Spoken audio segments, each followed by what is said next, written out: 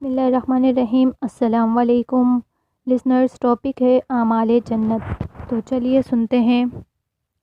کلمہ اسلام۔ حضرت عبادہ بن صامت رضی اللہ تعالیٰ عنہ سے روایت ہے کہ انہوں نے کہا، میں نے رسول اللہ صلی اللہ علیہ وسلم کو یہ فرماتے سنا کہ جو شخص اس بات کی گواہی دے کہ خدا کے سوا کوئی معبود نہیں اور حضرت محمد صلی اللہ علیہ وسلم اللہ کے رسول ہیں، تو اللہ تعالیٰ اس کے اوپر جہنم کو حرام فرما دیں گے۔ حدیث۔ حضرت عثمان رضی اللہ تعالیٰ عنہ سے روایت ہے کہ انہوں نے کہا، رسول اللہ صلی اللہ علیہ وسلم نے فرمایا کہ جو شخص لا الہ الا اللہ کا یقین رکھتے ہوئے مرا وہ جنت میں داخل ہوگا۔ حدیث۔ حضرت معاذ بن جبل رضی اللہ تعالیٰ عنہ سے روایت ہے کہ جس کا آخری کلام لا الہ الا اللہ ہوگا وہ جنت میں داخل ہوگا۔ حدیث۔ حضرت معاذ بن جبل رضی اللہ تعالیٰ عنہ سے روایت ہے، انہوں نے کہا کہ مجھ سے رسول اللہ صلی اللہ علیہ وسلم نے فرمایا کہ جنت کی کنجیاں لا الہ الا اللہ کی گواہی ہے۔ حدیث۔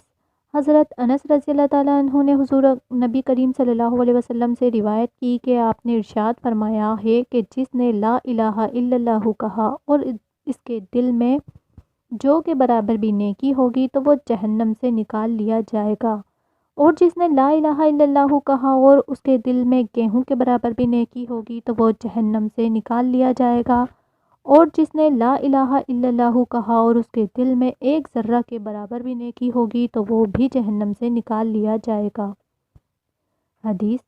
حضرت وہب بن منبر رضی اللہ تعالیٰ عنہ سے روایت ہے کہ ان سے کسی نے کہا کہ کیا لا الہ الا اللہ جنت کی کنجی نہیں ہے؟ تو آپ نے فرمایا، کیوں نہیں، لیکن کوئی کنجی ایسی نہیں ہوتی جس میں دندانے نہ ہوتے ہوں، لہٰذا اگر تم ایسی کنجی لاؤ گے جس میں دندانے ہوں جب تو تالا کھلے گا ورنہ نہیں کھلے گا۔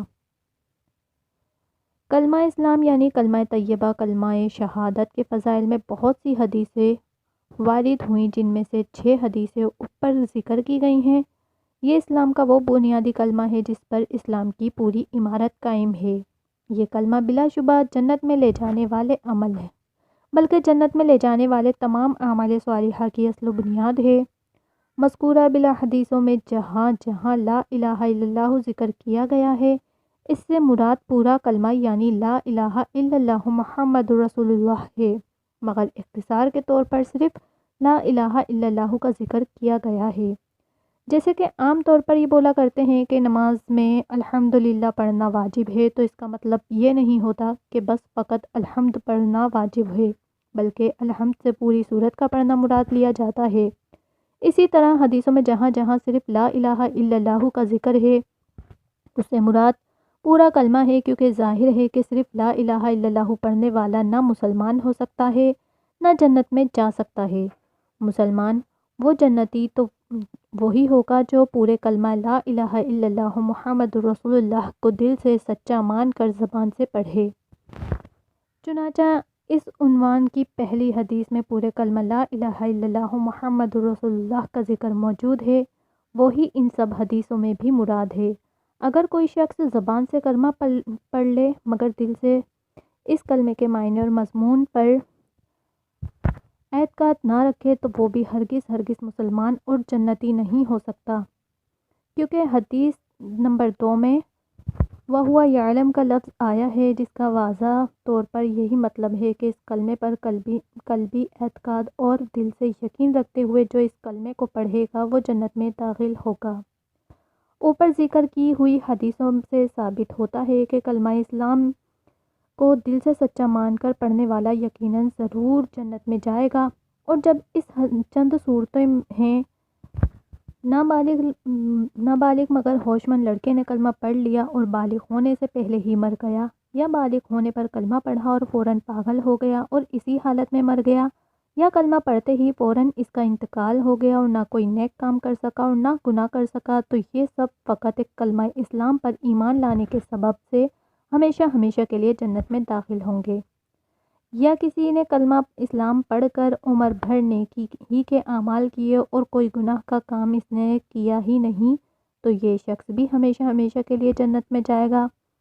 یا کہ کسی شخص نے کلمہ پڑھ کر کچھ نیک نیک اعمال بھی کیے اور کچھ گناہ کے کام بھی کر ڈالے مگر مرتے دم تک اس کا کلمے پر قائم رہا، تو اگر اس شخص کو توبہ نصیب ہوگی تو یہ بھی ہمیشہ ہمیشہ کے لیے جنت میں جائے گا، اور اگر یہ شخص توبہ نہ کر سکتا تو پھر اس کا معاملہ خداوند کریم کی مرضی پر ہے۔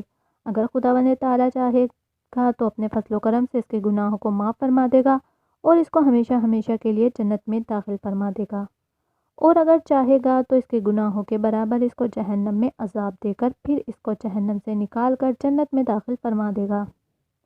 بہرحال کلمہ اسلام پر یقین رکھنے والا ہمیشہ ہمیشہ کے لیے جہنم میں نہیں رہ سکتا، بلکہ وہ کبھی نہ کبھی ضرور جنت میں جائے گا انشاءاللہ۔ اس لیے کلمہ اسلام جنت کی کنجیوں میں سب سے اعلیٰ درجے کی کنجی، بلکہ جنت کی تمام کنجیوں کا دار و مدار ہے، اور جنت میں پہنچانے والی سڑکوں میں سے یہ سب سے بڑی سڑک بلکہ شاہراہ ہے۔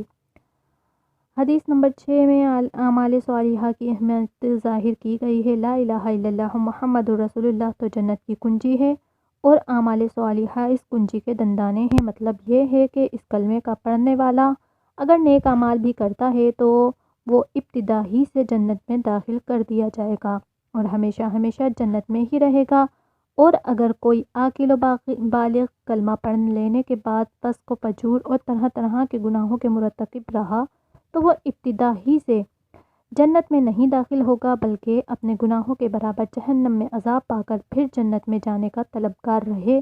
تو اس کو نیک اعمال کرنے کے بے حد ضرورت ہے، کیونکہ دوزخ سے بالکل ہی بچ کر ابتدا ہی سے جنت میں چلا جانا یہی مومن کی کامیابی اور فلاح ہے، کہ قرآن مجید میں ارشاد ہے کہ جو جہنم سے الگ رکھا گیا ہے اور جنت میں داخل کر دیا گیا وہ یقیناً کامیاب ہو گیا۔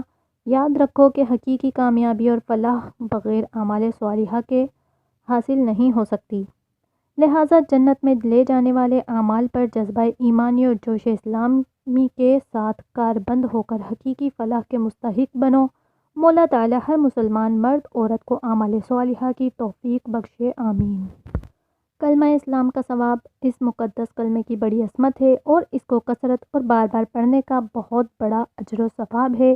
چنانچہ ایک حدیث میں آیا ہے کہ قیامت کے دن ایک شخص کو اللہ تعالیٰ تمام مخلوق کے سامنے کھڑا کر کے اس کے نامہ اعمال کے 99 دفتر کھولے گا، اور ہر دفتر اس کی حد نگاہ کے برابر لمبا چوڑا ہوگا۔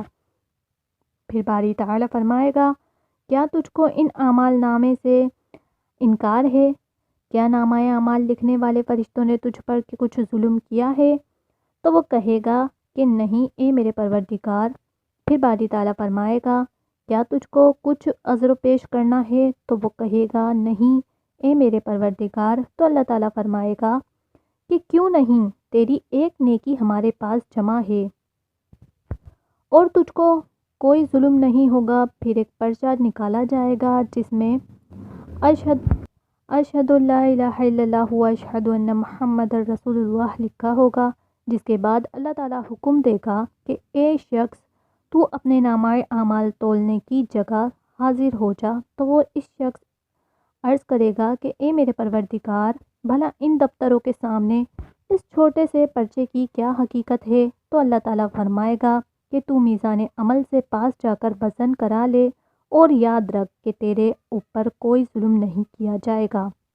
حضور صلی اللہ علیہ وسلم نے ارشاد فرمایا کہ اس وقت ان تمام نامہ اعمال کے دفتروں کو میزان عمل کے ایک پلڑے میں رکھا جائے گا اور وہ پرچہ دوسرے پلڑے میں رکھا جائے گا، اور جب وزن کیا جائے گا تو ان تمام دفتروں کے انبار ہلکے پڑ جائیں گے اور وہ پرچہ بھاری ہوگا۔ اور ظاہر ہے کہ بھلا خدا کے نام کے مقابلے میں کون سی چیز بھاری ہو سکتی ہے؟ اچھی نیت۔ حدیث حضرت عمر بن خطاب رضی اللہ تعالیٰ عنہ سے روایت ہے کہ انہوں نے کہا کہ رسول اللہ صلی اللہ علیہ وسلم نے فرمایا کہ تمام اعمال کے ثواب کا دار و مدار نیت پر ہے۔ ہر آدمی کو وہی حاصل ہوگا جو اس کی نیت ہوگی۔ تو جس نے اللہ اور اس کے رسول کے لیے ہجرت کی تو اس کی ہجرت اللہ اور اس کے رسول صلی اللہ علیہ وسلم کے لیے ہوگی، اور جس نے دنیا حاصل کرنے کی غرض سے ہجرت کی یا کسی عورت کے لیے ہجرت کی کہ اس کے نکاح کرے تو اس کی ہجرت اسی کام کے لیے ہوگی جس غرض کے لیے اب اس نے ہجرت کی۔ عمل کی دو قسمیں ہیں، اچھا عمل اور برا عمل۔ برے عمل کی خواہ کتنی ہی اچھی نیت کریں اس پر تو ثواب ملنے کا کوئی سوال ہی پیدا نہیں ہوتا، کیونکہ برا عمل تو بہرحال برا ہی ہے، لہٰذا برے عمل کو خواہ کتنی ہی اچھی نیت سے کریں یا بری نیت سے، ہر حال میں اس پر عذاب ہی ملے گا۔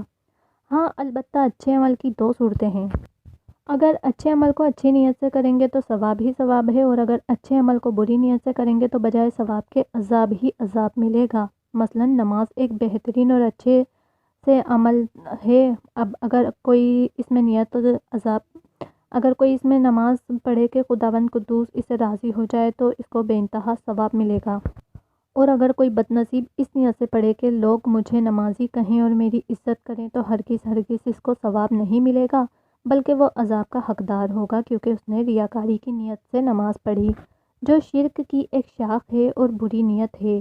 بہرحال خلاصہ یہ ہے کہ اچھا عمل اگر اچھی نیت سے کیا جائے تو یہ عمل قابل ثواب اور جنت میں لے جانے والا عمل ہوگا، اور اچھا عمل اگر بری نیت سے کیا جائے تو اس پر ہرگز کوئی ثواب نہیں ملے گا، اور وہ جنت میں لے جانے والا عمل نہ ہوگا۔ یہی حدیث مذکور کا ایک خلاصہ مطلب ہے، اور اس مضمون کو مزید وضاحت کے لیے مندرجہ ذیل حدیثوں کو پڑھیے اور عبرت حاصل کیجیے۔